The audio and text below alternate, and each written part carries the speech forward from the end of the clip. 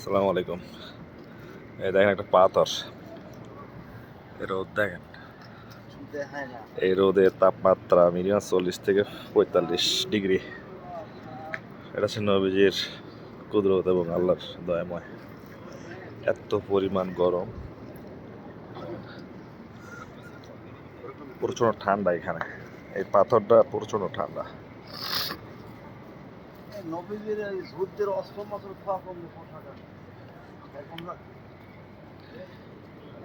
এটা শুধুমাত্র মক্কা হারাম শরীফের ভিতরে পাওয়া যায়, যেখানে তায়েব করে। আর এটা এখানে নবীজির কবরের পাশে যে মসজিদ।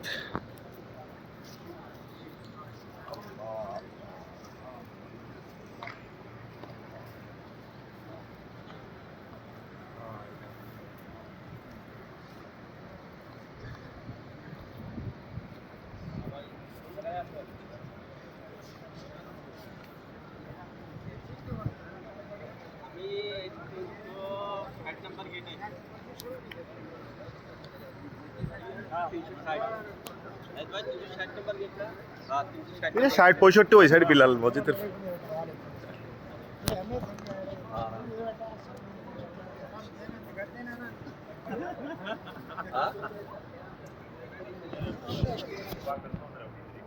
বিলাল মসজিদের ভিতরে